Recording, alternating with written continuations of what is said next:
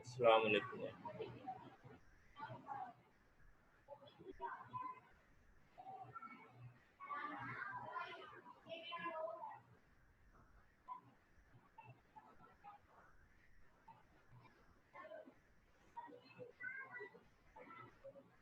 जी, personal vigour की बात हो रही थी कि self consecrating interest in hormones mastery self talk, ये जीओटी के जो है problem statement, high percentage of non completion, long process toward completion, inadequate training for research, candidate regard PhD period as lonely and stressful episode at high personal cost and without mentor to discuss problem। यहाँ पे जो problems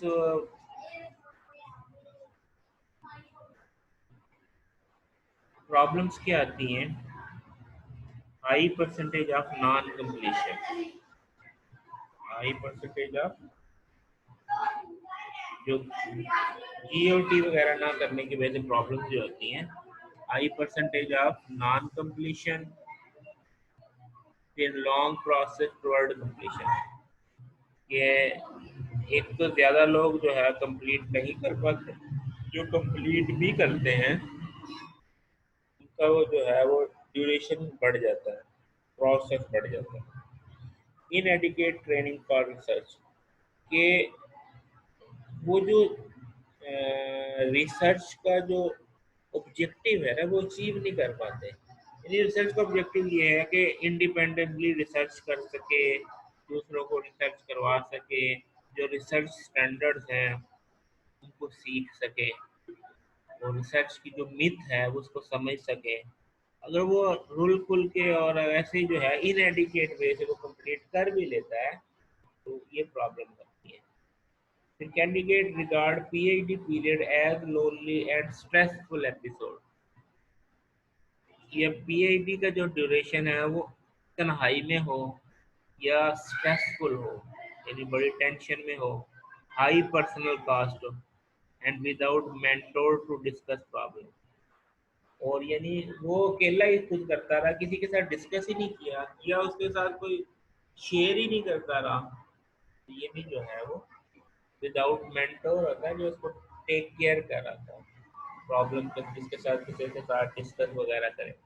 meeting have inadequate frequency and depth, often no regular performance and progress interviews। जो supervisor के साथ meeting पर meeting ही होती हो ना, उसमें कोई डेप्थ जा हो रही है ना, कुछ परफॉर्मेंस शो हो रही है ना कोई प्रोग्रेस शो हो रही है। फिर complete PhD have low scientific and social impact, wasteful research time and money, कि जिसमें टाइम का भी ज़या और मनी का भी ज़या, उस ऐसी रिसर्च जिसका कोई इम्पैक्ट ही नहीं है। ठीक है। फंडिंग, फंडिंग का भी ज़या है, limited academic job market specially, तो उससे क्या होगा,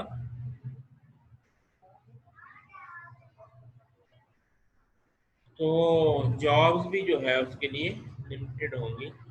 अकॉर्डिंग टू सर्वे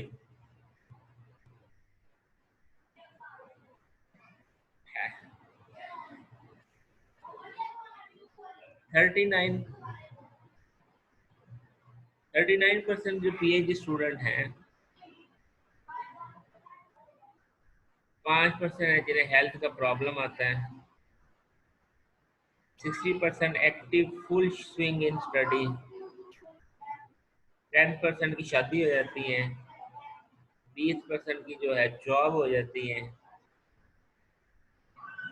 और 5% जो है जो जिन्हें जो है सिकनेस हो जाती है पेरेंट्स की या वाइफ्स की, स्पाउस की। वाइफ की तो नहीं कहेंगे, स्पाउस की कहेंगे, दोनों एंड पे ही हैं। ये कुछ सर्वे है पीएचडी वालों का।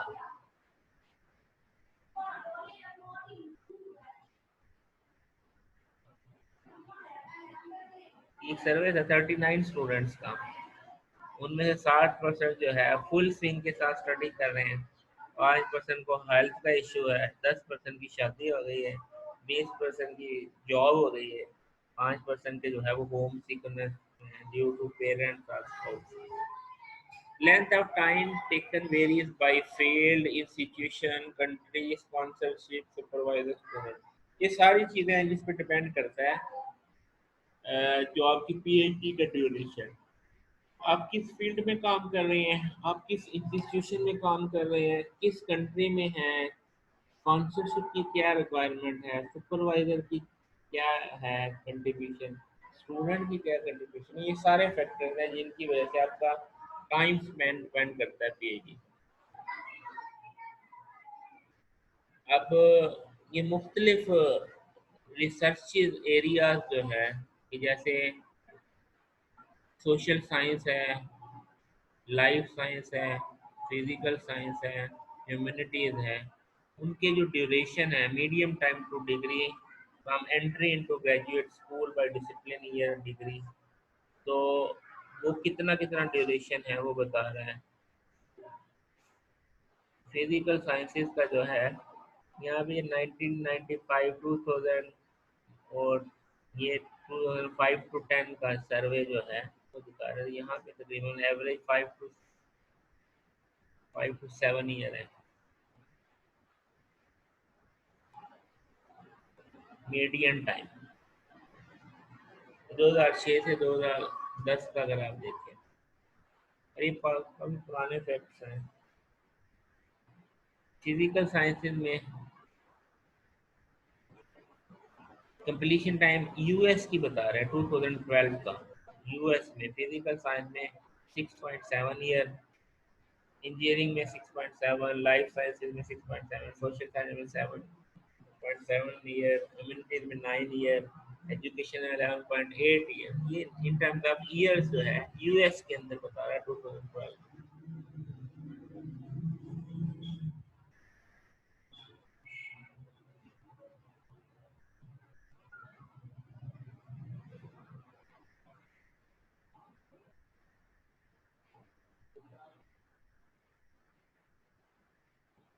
ये भी डिफरेंट सर्वेज हैं फिजिकल साइंसेज का और दूसरे चीज़ों का। Source of problem, poor research guide, no focus, no adequate research question. Problem की वजह इनमें जीओटी जो नहीं होती, उसमें जो प्रॉब्लम्स हैं उनकी क्या रीज़न है कि आपका जो है रिसर्च का डिज़ाइन जो है वो पुअर है, फोकस नहीं है आपका, आपके रिसर्च क्वेश्चन सही नहीं है, लैक ऑफ रियलिस्टिक एक्सपेक्टेशन। आपने जो सपोज किया था कि ऐसे रिजल्ट आएंगे वो रियलिस्टिक नहीं थे। टारगेटिंग द स्काई, आप तो आसमानों पे जाने के चक्करों में थे। इनएडिकेट रिसर्च बैकग्राउंड, आपका रिसर्च बैकग्राउंड ही नहीं है।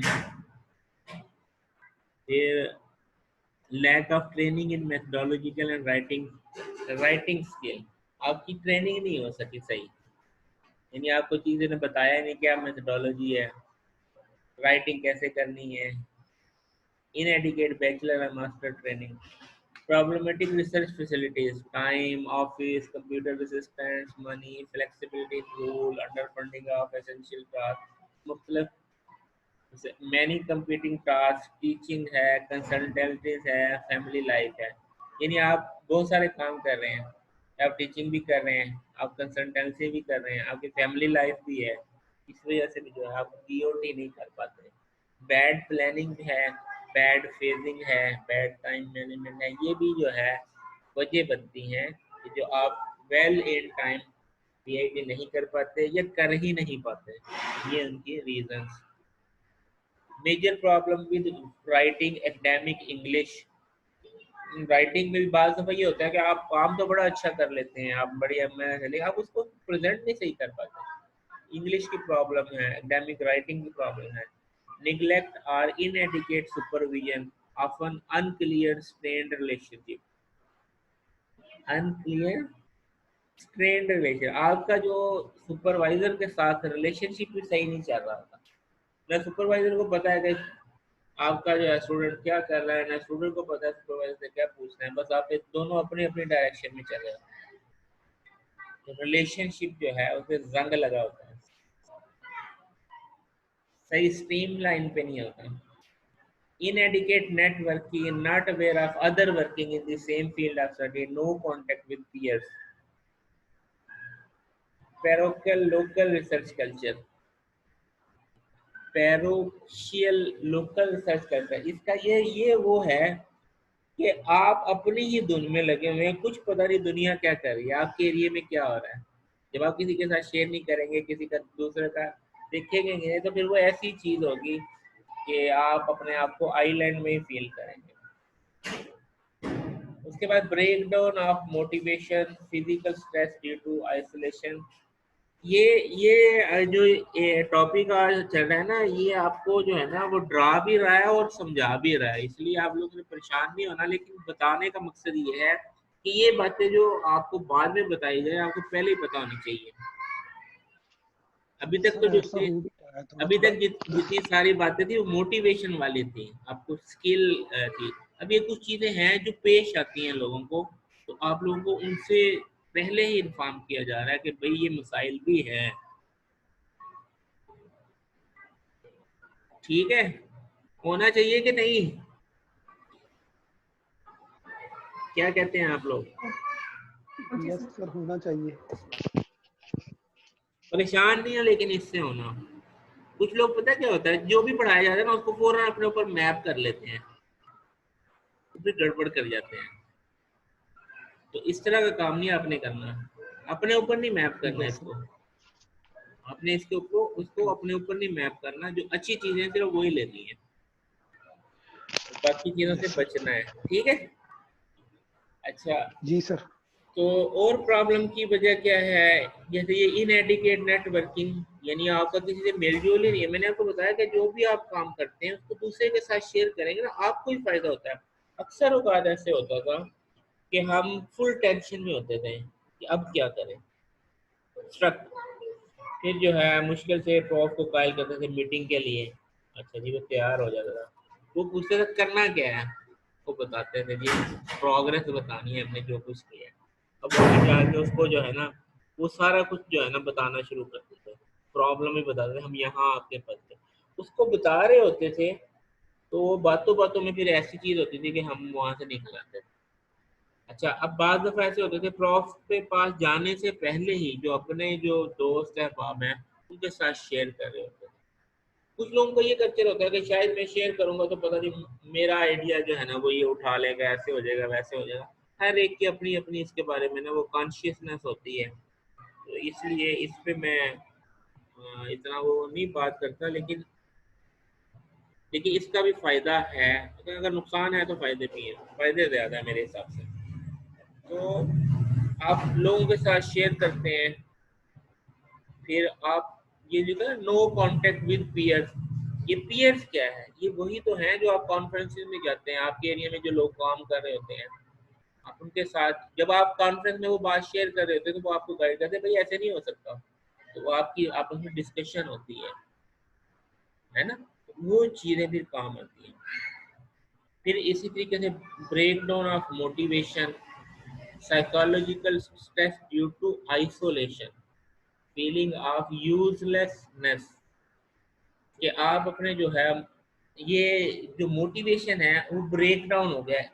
ब्रेक डाउन का क्या मतलब है, दो तीन टॉपिक के ऊपर चल रहा है, ये कर लूँ वो करूँ, करूँ ना करूँ, ऐसे करूँ वो करूँ, उससे हेल्प लूँ, इस तरह जो है ना वो मखमसे में ही रहता है। ठीक है, फिर psychological stress due to isolation, isolation में तन्हाई में है, किसी से मिलता जुलता ही नहीं है, तो फिर क्या वो स्ट्रेस में आ जाएगा। लेकिन अगर मिलता जुलता रहेगा, दूसरे से शेयर करता रहेगा, तो फिर स्ट्रेस में नहीं आएगा। फिर फीलिंग ऑफ यूजलेसनेस कि मैं तो बेकार हूँ, कुछ नहीं हो रहा, फारिग है, टाइम ज़ाया कर रहा हूँ, तो फिर गड़बड़ हो जाएगी। फिर lack of possibilities to participate in vibrant research culture. Vibrant research culture जो है उसके अंदर पार्टिसिपेट नहीं कर रहा है। अब वो रिसर्च कल्चर क्या है कि मसलन जो रिसर्च की एक्टिविटीज़ है उसमें पार्टिसिपेट करेगा तो वो चीज़ें चलेंगी ना। तो मसलन एक्टिविटी आई, उसमें कहा जी आप पेपर का थीम दें, ये दें, पोस्टर का कंपटीशन है, फलाना का आइडिया का कंपटीशन है, ठीक है, उनके अंदर पार्टिसिपेट करेगा। इवन हमारे यहाँ ना होता क्या था कि हमारे प्रोफ ना मुख्तलिफ कॉन्फ्रेंस के भी चेयर होते थे, उनके पास पेपर आ गए, फर्ज किया उनके पूल में 12 पेपर आ गए, जैसे पास की एक्टिविटी है यूनिवर्सिटी के अंदर, अब पेपर आ गए, अब उनका हमारे प्रोफ का अपना रिसर्च ग्रुप था, अब उसके पास 15 पेपर आ गए, उसने क्या किया सारे स्टूडेंट्स को बुला लिया। उन्होंने कहा कि अब आपकी एक एक्टिविटी स्टार्ट होती है, एक वर्कशॉप है जिसके अंदर आपको हाउ टू एवेल्युएट पेपर, कि आप कैसे एवेल्युएटर कैसे बनते हैं। अब सबको पेपर्स दे दिए, ठीक है, और फिर उनको कहा इसको वैल्यूएट करो। अब आप जो है वैल्यूएटर हैं, रिव्यूअर हैं, और तीन वो जो है ना उस वर्कशॉप के बाद में हमें उन्होंने वो सर्टिफिकेट भी दिया है कि जिन्होंने जो है इस एक्टिविटी में पार्टिसिपेट किया। तो अब वो अगर एक बंदा दूसरों को अब देखेगा ही नहीं, पेपर लिखे हुए हैं कि इसमें ये होनी चाहिए थी, ये नहीं होगी, तो वो चीज़ नहीं सीखेगा। तो इसलिए जो है पार्टिसिपेशन जो है रिसर्च कल्चर के अंदर वो भी बड़ी इंपॉर्टेंट चीज़ है। अब वो वर्क मसलन एक लेक्चर आ गया, अब वो कहता नहीं मैं क्यों टाइम ज़ाया करूँ।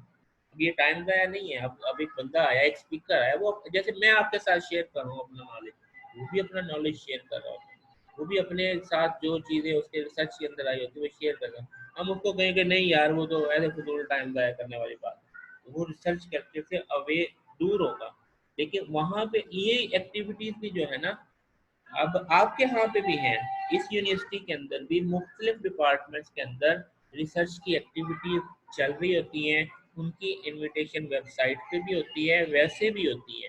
उन एक्टिविटीज़ को ये नहीं देखना कि ये तो मैथ वालों का है, ये तो साइंस वालों का है। रिसर्च जो एक इन जनरल रिसर्च होती है वो सबकी सेम ही होती है, तो उससे भी आप चीज़ें सीखते हैं। और हम क्या कहते हैं, नहीं यार मैथ वालों की क्या करने जाना, तो ऐसे नहीं है। ये इंजीनियरिंग वालों की है क्या करने जाना है, ऐसे नहीं है, इनका भी फायदा है। अच्छा, problem faced by PhD candidate, difficulty in starting to write, वो थोड़ा है। Can not find way to motivate myself, ये भी एक प्रॉब्लम है कि कैसे अपने आप को मोटिवेट करो। Can not refocus concentration on PhD when face with problem, जब प्रॉब्लम आती है तो फिर मैं कैसे कंसंट्रेट करूं कि मेरे काम के ऊपर। फिर family support with while doing PhD, के फैमिली की सपोर्ट वो कितना अफेक्ट कर रही है, फैमिली सपोर्ट कर रही है कि वो अपने, क्योंकि आप देखो फैमिली के अपने मसाइल हैं, आपकी पीआईडी के अपने मसाइल हैं, अब वो दोनों एक डायरेक्शन में है कि एक दूसरे के मुखालफ है, ये फैक्टर भी है। Can not set aside fix time, वो टाइम ही नहीं फिक्स कर रहा, फिक्स कर ही नहीं पा रहा, कभी किसी टाइम कभी किसी time. Can not find way to overcome research problem, research problem को सॉल्व ही नहीं, ओवरकम ही नहीं कर पा रहा। Equip equipment problem face during PhD, मतलब आपका जो है, आपके जो है वो हाई कंप्यूटिंग इंटेंसिव एक्सपेरिमेंटेशन है। अब आपको जो कंप्यूटर प्रोवाइड हुए या आपको जो अवेलेबल है वो उनमें प्रॉब्लम्स है, उसकी वजह से आपका टाइम वेस्ट होता है। तो ये भी चीज़ जो है एक फैक्टर है। Data collection problem during PhD, data collection में प्रॉब्लम है। जैसे हमारे यहाँ अगर आपको गवर्नमेंट सेक्टर से डाटा कलेक्शन करनी पड़ जाए तो लग पता जाता है। तो ये सारी चीज़ें जो हैं, फिर आपको तो वो कंसर्न पर्सन ही नहीं मिलते, मिल जाए तो वो कहते हैं डाटा शेयर करने में भी जो है इतना टाइम ले लेते, तो वो मुख्तलिफ कम्प्लेक्सिटीज हैं। फिर data simple problem face during sample problem face during PhD, आप सैम्पलिंग करते हैं, ये असल में जो कि जनरलाइज है, तो सैम्पलिंग का भी जो है। फिर availability of facilities problem face during facilitate, जैसे ये तो साइंसिस के लिए होता है ना कि वो साल्ट ही नहीं मिल रहा जी, इस तरह के प्रॉब्लम भी हो जाते हैं। अवेलेबिलिटी ऑफ फिर सुपरवाइजर प्रॉब्लम, ये सबसे बड़ा फैक्टर जो है सुपरवाइजर प्रॉब्लम का है कि आप जो है आपकी फ्रीक्वेंसी मैच नहीं हो रही सुपरवाइजर के साथ, या सुपरवाइजर की डोमेन और आपकी डोमेन डिफरेंट है, माइंडसेट ही नहीं मिल रहा। तो इस तरह की जो प्रॉब्लम है, इसकी वजह भी ये भी एक प्रॉब्लम है जो कैंडिडेट को फेस होती है। तो ये सबसे बड़ी प्रॉब्लम सुपरवाइजर के साथ फ्रीक्वेंसी का मैच होना है। फैक्टर अफेक्टिंग कैंडिडेट सक्सेस, तो कौन से फैक्टर हैं जो कैंडिडेट की सक्सेस को अफेक्ट कर रहे हैं? Full time participation during data collection, full time participation data analysis, अच्छा, और full time participation during theoretical development, holding full time part time employment. यानी कुछ लोग जो है ना वो डाटा कलेक्शन में टाइम वेस्ट करते हैं, लगाया जो आज ही डाटा कलेक्शन हो रही, डाटा कलेक्शन हो रही, उसी में जो है ना वो सारा टाइम वेस्ट करते हैं। थ्योरेटिकल डेवलपमेंट में जो है ना वो सारा टाइम लगा देते हैं, एक्सपेरिमेंट कब करना है, तो उस वजह से वो जो सक्सेस अफेक्ट कर रही थी। होल्डिंग फुल एम्प्लॉयमेंट है जी, फुल टाइम या पार्ट टाइम एम्प्लॉयमेंट है, कहीं काम कर रहा है, तो उसकी वजह से भी है।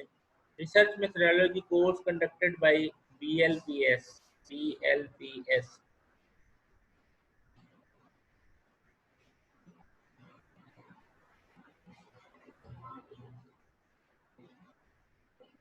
यानी रिसर्च मेथोडोलॉजी कोर्स के मतलब कह रहा है कि उसकी वजह से कि आपने वो उसे अच्छे तरीके से जो उसको लिया ही नहीं है, तो उसकी वजह से भी प्रॉब्लम आती है।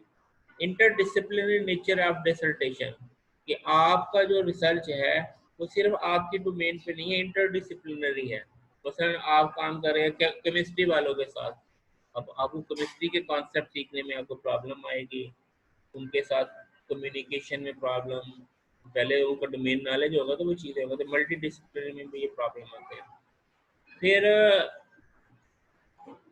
एडाप्टेशन टू न्यू फाइल,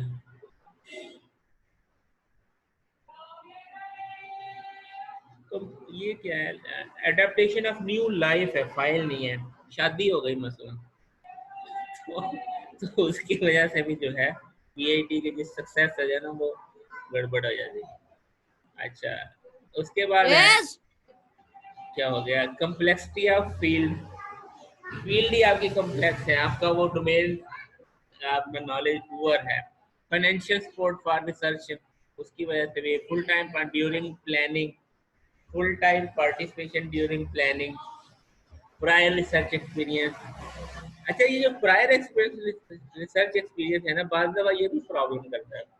मतलब आपने किसी एरिया में रिसर्च की है, अब उसमें आगे स्कोप ही नहीं है, आप उसी में लगे हुए हैं, उसको छोड़ ही नहीं रहे, तो ये भी जो है वो मसला हो जाता है बार दफा। फिर यूनिवर्सिटी सिलेक्टेड, यूनिवर्सिटी की वजह से भी प्रॉब्लम हो सकती है, क्वालिटी ऑफ स्टूडेंट की वजह से हो सकते हैं, demand of supervisor time, supervisor आपने टाइम की डिमांड ज़्यादा कर रहा है, आपके पास है ही नहीं इतना time. Language use in writing dissertation, अब वहाँ पे तो था ना, इन्होंने ऑप्शन दी होती थी कि आप अपना थीसिस मलाइशियन मल्ले में भी लिख सकते हैं, इंग्लिश में भी लिख सकते हैं। तो अब एक मल्ले बंदा है, उसने इंग्लिश सेलेक्ट कर ली है, उसको इंग्लिश कम आती है, उस वजह से भी प्रॉब्लम हो सकती है। फिर डिमांड ऑफ सुपरवाइजर, कि मुझे पहले ये पेपर लिख के दो, अब ये काम करके दो, अब ये काम करके दो, अब मेरी क्लास पढ़ाओ, अब ये करो, तो फिर मेरे पेपर चेक करो, हैं, तो उसकी वजह से भी जो है सफ़र करती है आपकी success. Student preparation of independent research, ये इंडिपेंडेंट रिसर्च स्टूडेंट ने परफॉर्म ही नहीं की, वो हर वक्त डिपेंडेंट ही रहा, सुपरवाइजर ने जो कहा कर दिया, जो कहा कर दिया। अब वो इंडिपेंडेंट करेगा तो वो उसको चीज़ें पता चलेगी ना, तभी उसकी सक्सेस जो है। अब उसने तो अब अगर तो सुपरवाइजर क्रिस्टल क्लियर है किसी चीज़ के बारे में, फिर तो चलो आप लोग कामयाब हो गए। और अगर वो वैसे ही आपको कभी इधर टेस्ट कर रहा है, कभी इधर टेस्ट कर रहा है, कभी इधर टेस्ट कर रहा है, आपकी खुद अपनी सोच से चल ही नहीं रहे, सारी बात है। सुपरवाइजर ने तो वो जैसे फौजियों की तरह ना, अब गड़ा खोद दो, अब इसको भर दो, ये फालतू मिट्टी जो है इसको एक और गड़ा खोद, तो वो तो फिर इसी तरह चलाएगा ना। अगर उसकी फील्ड नहीं है, वो यही कहेगा अच्छा ये करके देख लो, अच्छा ये करके देख लो, अच्छा ये करके देख लो। ये लेकिन अगर आप खुद इंडिपेंडेंट कर रहे हैं तो आपको कुछ चीजें नजर आ रही होंगी, मुझे ये चीज करनी चाहिए कि नहीं करनी चाहिए। अब जब आप डिपेंडेंट होते हैं ना, उसकी वजह से भी पेपर जो है ना वो रिजेक्ट हो जाते हैं। मेरा जब पहला पेपर था ना, क्योंकि मैं बड़ा सुपरवाइजर के ऊपर डिपेंडेंट था, उसने जो है ना वो मैं लिख के जाता, वो कहता नहीं इसको ऐसे कर दो। मुझे पता था कि ये चीज जो है ना ऐसे नहीं है, और बाद वो उसी के ऊपर ऑब्जेक्शन है कि आपने यहाँ ये लिखा है, यहाँ पे ये बात लिख दी है, ये तो हो ही नहीं रही। और मुझे तो पता था कि ये बात ऐसे नहीं है, लेकिन सुपरवाइजर अपने एंगल से सोच रहा होता था, आप अपने एंगल से सोच रहे होते हैं। लेकिन अगर आप इंडिपेंडेंट रिसर्च कर रहे हैं तो फिर आपको पता है कि मैंने कौन सी बात सही है कौन सी नहीं। तो वरना फिर ये ऐसे ही होता है, ये प्रॉब्लम।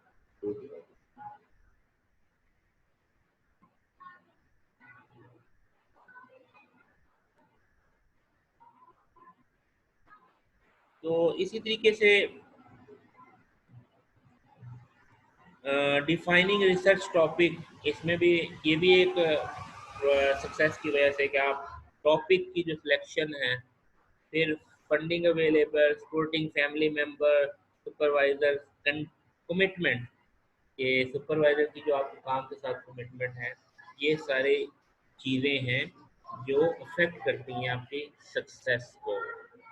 यहाँ तक कोई बात पूछने वाली है तो पूछ लें।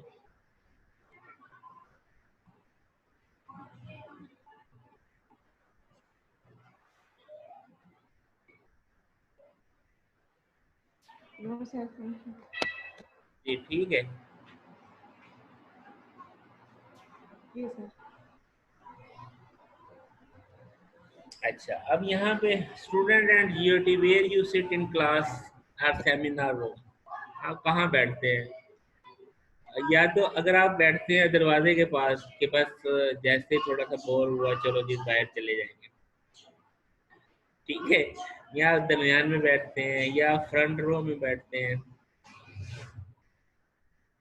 आप दीवार के गेस बैठते हैं, I am sensitive please ignore me, है बैक रो है, टू कूल फॉर स्कूल, आखिरी है सुकून से चिल माहौल, ये है कि दरवाजे के करीब बैठना, जैसे दवा लगा चले जाइए है। अब ये फ्रंट रो में ये अकेला ही बैठा हुआ है, टीचर पेट वन एप है। Second row sleeper, good intention bad narcissistic है, ये टर्म डिफरेंट है। अब यहाँ पे फ्रंट पे और लास्ट पे जो है, how much you care and how sleepy you are, इससे जो है आपकी जो है प्रॉक्सिमिटी ऑफ लेक्चर के आते हैं, कितना सोए थे, कितनी केयर की, जितना ज्यादा केयर करोगे उतनी एक्स की वैल्यू बढ़ेगी, जितना आप सोओगे उतना जो है कम होगा। ये तो खैर अंडरग्रेड वाला है, इसका इससे ताल्लुक नहीं है। Topic identification, can you finish it on time, does it suit him, student background है, स्टूडेंट इंटरेस्ट है, स्टूडेंट प्रिपरेशन है, स्टूडेंट कैपेबिलिटीज है, how fast can we start, equipment है, हार्डवेयर है, डाटा अवेलेबिलिटी है, सॉफ्टवेयर सिमुलेटर्स हैं, supportive environment है, supervisor का नॉलेज है कि नहीं है, सुपरवाइजर की रिसर्च इसमें है कि नहीं है, सीनियर स्टूडेंट इसमें है कि नहीं है, नेटवर्क इसमें अवेलेबल है या नहीं है। ये बस टाइप आइडेंटिफिकेशन में ये चीज़ें आप मैटर करती हैं कि आपको एनवायरनमेंट सूटेबल मिलेगा, सुपरवाइजर को सपोर्ट मिलेगी, सीनियर की सपोर्ट मिलेगी, प्रॉब्लम की प्रॉब्लमेशन कैपेबिलिटी मेरे में है या नहीं है, ये सारी चीज़ें हैं कि टीचर सपोर्ट करता है कि नहीं। अब आप जैसे अभी वो बता रहे थे गुलाम अब्बास, तो सर उसमें पेपर ही नहीं है कि टीचर की सपोर्ट है कि नहीं, it is well publish in reputable venues है कि नहीं, it is growing research area है कि नहीं, can the data and methodology B obtained from literature understood by student, ये सारे फैक्टर्स हैं जो अफेक्ट करते हैं टॉपिक आइडेंटिफिकेशन को।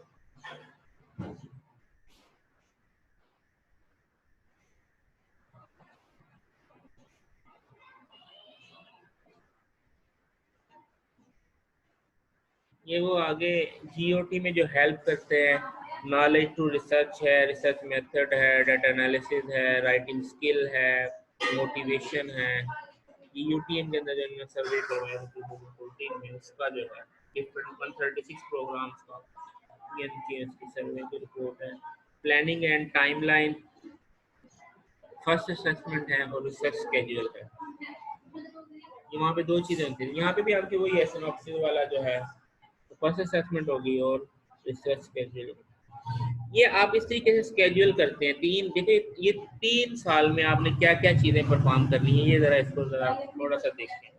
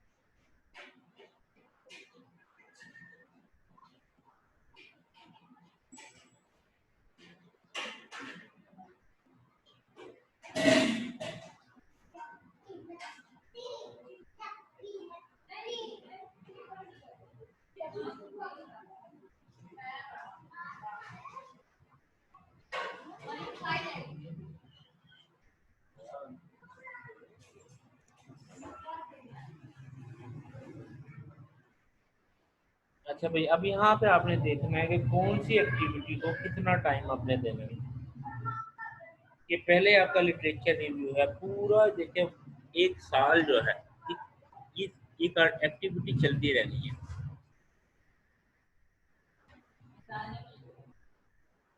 लिटरेचर रिव्यू,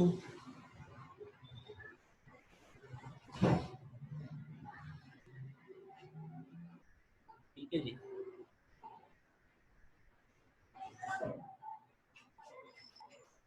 और फिर इसके बाद जो है प्रॉब्लम फार्मूलेशन में अब लिटरेचर स्टार्ट करते हैं। ये इतना ड्यूरेशन प्रॉब्लम फार्मूलेशन का चल रहा है। उसके बाद इनिशियल रिजल्ट्स, यहाँ पे आप इनिशियल रिजल्ट्स लेते हैं। और प्रपोजल राइटिंग, ये आपको सारा ड्यूरेशन प्रपोजल राइटिंग यहाँ से, यानी थोड़ा पढ़ने के बाद यहाँ से आपको चीज़ें चैप्टर 1 2 3 की चीज़ें मिलनी शुरू हो जाती हैं। 1 2 3 4 की आप ऑब्जेक्टिव 1 जो है वो ये 4th मंथ का सेमेस्टर होता है ना तकरीबन। 4 सेशन हो गए ईयर के, तो 3 मंथ के। तो इस तरीके से आप इन इन इस टाइम में आप जो है ऑब्जेक्टिव 1 अचीव करते हैं, ऑब्जेक्टिव 2 अचीव करते हैं, फिर ऑब्जेक्टिव 3 अचीव करते हैं। 6 मंथ की एक्टिविटीज है। फिर ये थीसिस राइटिंग, ये साथ साथ जो है, और साथ में इनकी रिफाइनमेंट भी साथ साथ चल जाती है ऑब्जेक्टिव। ये एक्टिविटीज हैं, और यहाँ पे आप माइलस्टोन अचीव कर रहे होते हैं। मतलब रिव्यू पेपर आपका जो है आफ्टर 6 मंथ, आप यानी 6 to 9 मंथ के दरमियान जो है ना आपका रिव्यू पेपर आ जाना चाहिए। ठीक है, प्रॉब्लम फार्मूलेशन उससे जो है क्लियर हो जानी चाहिए। फिर जो 9 to 12 मंथ के दरमियान completion of proposal writing, first assessment, ये हो जानी चाहिए। Paper with same results, paper with इनके जो रिजल्ट्स हैं उसके साथ। फिर कंप्लीशन ऑफ ऑब्जेक्टिव 1, ठीक है।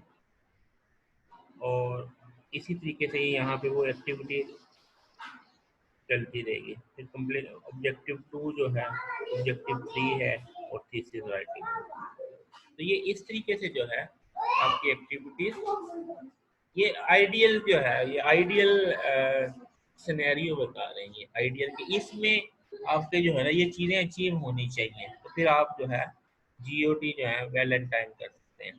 3 साल के अंदर आपकी डिग्री मुकम्मल हो जाएगी। तो अगर आप ये चीज़ें मिस करते हैं तो फिर वो चीज़ें जारी बात में टाइम आपका ज़्यादा लगेगा।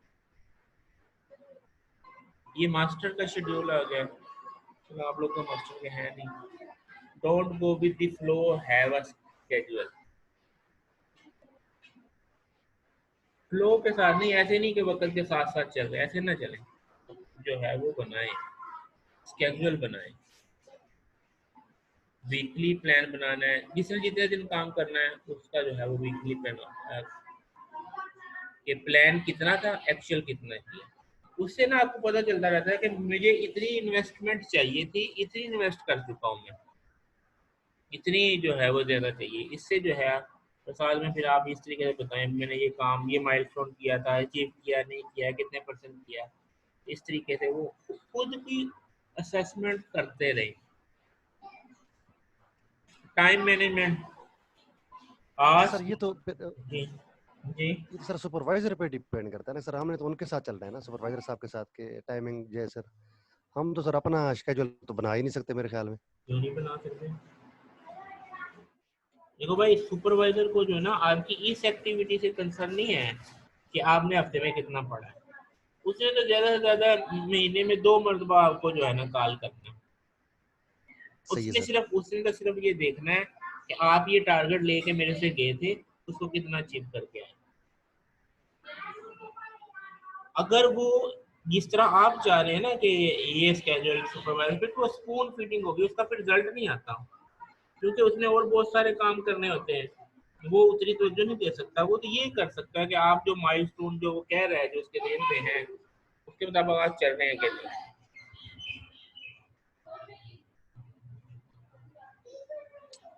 तो ये ठीक है अभी सर। जो है ना वो मैं अटेंडेंस ले लूँ। मतलब सर ये एक हमारा सर अपना एक इंटरनल सेटिस्फेक्शन के लिए एक अपना जो है ना एक प्लान है। सेटिस्फेक्शन नहीं कहेंगे, उससे ये पता चलता रहेगा कि भाई आप से जो पीएचडी तलब कर रही है, आप उसमें इनपुट कर रहे हैं कि नहीं कर रहे हैं। मतलब आपने देखो ना, अभी यहाँ पे वो जो टाइम टेबल है, वो एक आइडियल टाइम टेबल, अगर आपने 3 साल में पीएचडी कर लिया। देखो ना, हर पीएचडी के अंदर ये चीजें होती हैं। ये जैसे मैंने अभी दोबारा आपको, जी सर देखे सर, ये देखे विद इन ना, 3 ईयर सारा उसका देखो शेड्यूल ये बना। देखे, 3 साल में आपको ये सारी चीजें चाहिए।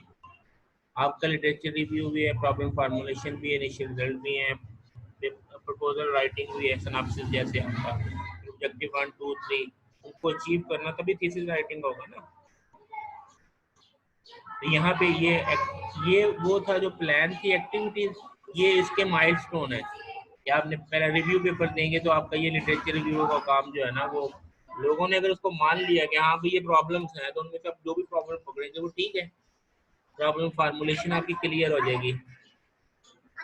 फिर कंप्लीशन ऑफ प्रपोजल राइटिंग है, असेसमेंट है, पेपर भी इसका सेम रिजल्ट है।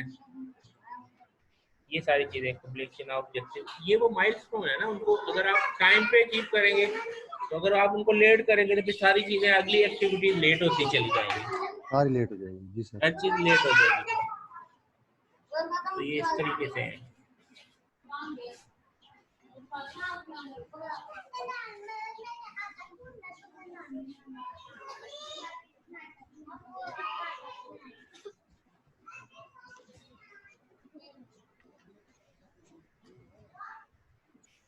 चलिए ये सेशन जो है ना वो स्टॉप करते हैं, ये टाइम आउट हो जाएगा ये, फिर नेक्स्ट करते हैं।